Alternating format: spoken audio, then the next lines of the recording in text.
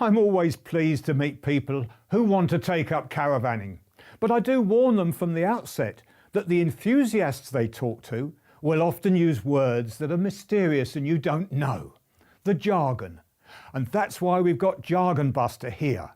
And we'll go through a few things like, for instance, what's a dropout hole?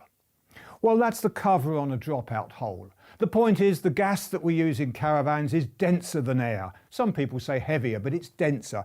And if it leaks, it goes out and you don't want it to collect on the floor. So it's got holes it can drop out for safety. Now, another word that confuses people, they often say, John, what's an inverter? Well, I've got one here. They're complicated things, they're not cheap, but they do sound magic. This inverter on one end is connected to a 12-volt leisure battery. What does it do with the power that comes from the battery? 12 volts DC. It converts it to 230 volts AC, which of course is mains current. And you can plug in something into that socket, a mains appliance, and draw power from the battery. Doesn't that sound good? Oh yes, but it does actually flatten the battery rather quickly. That's an inverter. We'll talk water now, and I've often said that when you compare caravans, you'll see that the plumbing is sometimes with a flexible hose. It's held on with clips, hose clips, and to be perfectly honest, it's not the best form of plumbing. These do start to leak, this starts to kink, but it's used and it will go for many years.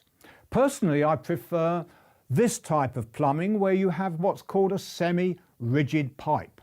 You can get it bent to a point, you can even support it so it doesn't kink, but wait, this is the good bit. These fitments are so easy to fit you don't need a screwdriver. You insert this, you press it, and if you try and pull it apart, it's extremely rigid.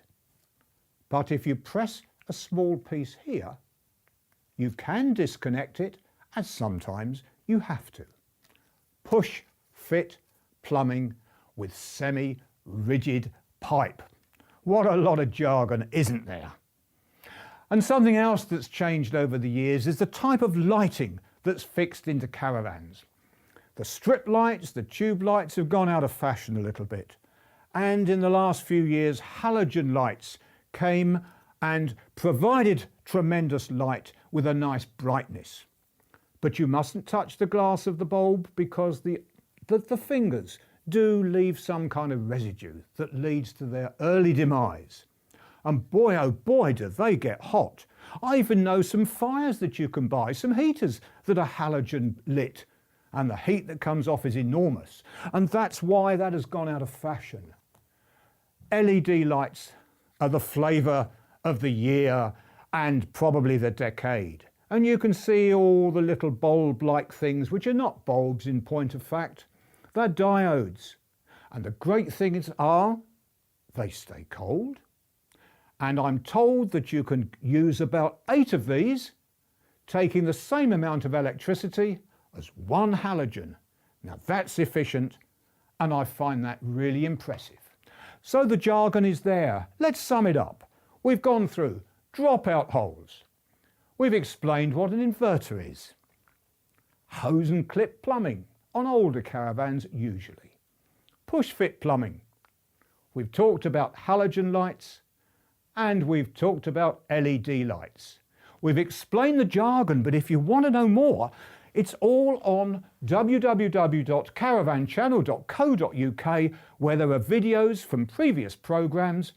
Go to the ones under Caravan Basics, and you will find out even more.